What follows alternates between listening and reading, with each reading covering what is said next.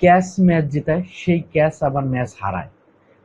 এবং ক্যাচ মিসে যে ম্যাচ হারা যায়, ক্যাচ ক্যাচ ধরে যে ম্যাচ জেতা যায়, তার যদি বেস্ট কোনো ম্যাচের এক্সাম্পল আপনি দিতে পারেন, অন্যতম হিসেবে কিন্তু আজকের এই ম্যাচটা ওয়েস্ট ইন্ডিজ এবং বাংলাদেশের প্রথম টি-20 ম্যাচ, যেখানে ওয়েস্ট ইন্ডিজের ফিল্ডাররা বাংলাদেশের ব্যাটসম্যানদের 4-5টা অসাধারণ ক্যাচ তালবন্দি করে ম্যাচটাকে যখন তাদের নিজেদের করে নিয়েছে। অপরদিকে যখন 14 বলে 7 রান, খুব বেশি স্ট্রাগল করতেছিল রবম্যান পাওয়েলের মতো একদম বিধ্বংসী ব্যাটার মুস্তাফিজের বলে যখন শর্ট থার্ড ম্যান একটা সহজ ক্যাচ মিস করলেন তানজিম হাসান সাকিব, সেই পাওয়েল কিন্তু শেষ 14 বলে করলেন 35 রান, 28 বলে করলেন 44 রানের অপরাজিত ইনিংস। এবং চতুর্থ উইকেট জুটিতে 46 বলে 83 রানের একটা পার্টনারশিপ তৈরি করলেন, 28 বলে 46 করলেন শাইহোপ। এবং শেষ 3 ওভারে 51 রান নিলেন ওয়েস্ট ইন্ডিজের ব্যাটাররা। এবং শেষ 1 ওভারে তানজিম সাকিবের শেষ ওভারটাতে 20 রান নিলেন, 3টা পরপর ছক্কা সেই পাওয়েলের ব্যাট থেকে, যে পাওয়েলের ক্যাচ মিস করেছিলেন তানজিম সাকিব।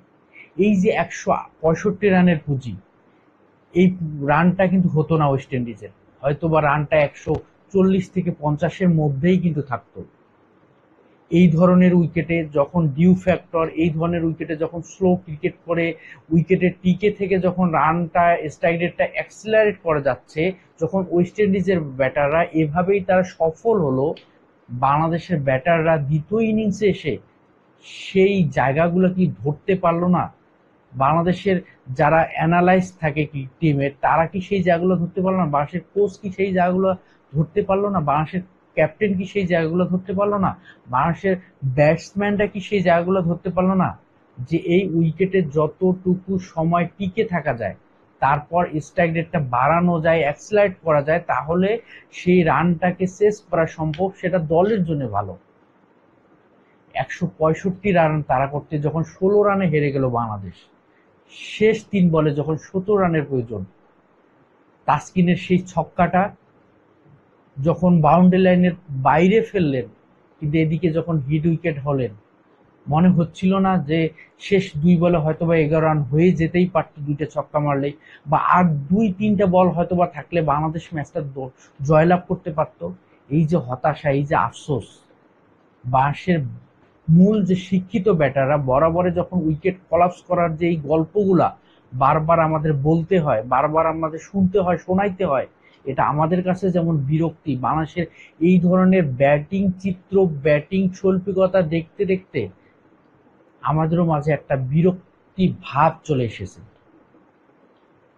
যখন 42 রানের মধ্যে প্রথম পাওয়ার প্লেতে 4 উইকেটের পতন, দারুণ শুরুর পরেও যখন তানজিদ হাসান তামিম ওই শটটা ওই সময় না খেললেও হতো, একটা বাউন্স বল ব্যাটে বলে কানেক্ট করতে পারলেন না, না করলেন পুল, না করলেন হুক, যখন উইকেটটা বিলিয়ে দিয়ে আসলেন, সাইফ হাসান উইকেটটা বিলিয়ে দিয়ে আসলেন, এবং লিটন কুমার দাস ইনজুরি কাটিয়ে যখন দলে কামব্যাক করেছেন, দায়িত্ব একজন ক্যাপ্টেনের যে দায়িত্বটা থাকা উচিত, যখন সুইপ করে একটা বাউন্ডারি বের করলেন, পরের বলটাতে যেভাবে তিনি আউট হয়ে গেলেন, এবং শামীম হোসেন পাটোয়ারি, জাকের আলী অনিক, যে এই দুইটা পজিশনটাতে কোন ব্যাটসম্যানটা খেলবে, যখন শামীমকে লাস্ট 2টা ম্যাচে ডাক মারার পরও দলে তাকে নেওয়া হলো, সেই শামীম হোসেন পাটোয়ারি যেভাবে একটা ফুল লেন্থের বল, যেভাবে একটা পুয়ার শট খেলে আউট হলেন, ব্যাটে বলে কানেক্ট করতে পারলেন না, বোল্ড হলেন, নুরুল হাসান সোহান যেভাবে আউট হলেন, 6জন ব্যাটার মিলে করলেন, মূল শিক্ষিত ব্যাটার মিলে করলেন মাত্র 62 রান। আর ট্যালেন্টাররা যখন দায়িত্বটা, ব্যাটিংটা কিভাবে করতে হয় এই ধরনের সাদা উইকেটে, মিরপুরের কালো উইকেট বলে আমরা বারবার ম্যাচ জিতে আসা এরকম স্পোর্টিং উইকেটে যখন আমরা হেরে যাই, তখন কিন্তু আমাদের যে লম্বা ব্যাটিং লাইন আপ বা শিক্ষিত ব্যাটারদের যে বড় ধরনের একটা ল্যাকিংস আছে, গ্যাপস আছে, সেটা কিন্তু স্পষ্ট হয়।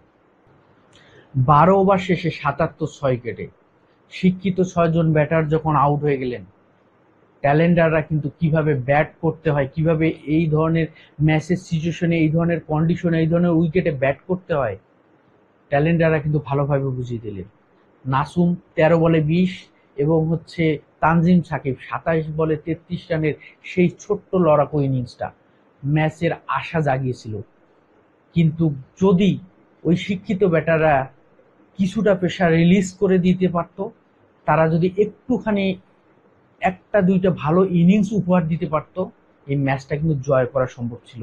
যখন শেষ 30 বলে 55 রান প্রয়োজন ছিল, তখন কিন্তু ম্যাচটা মনে হচ্ছিল না যে খুব বেশি কঠিন ছিল, কিন্তু তারা পারেনি।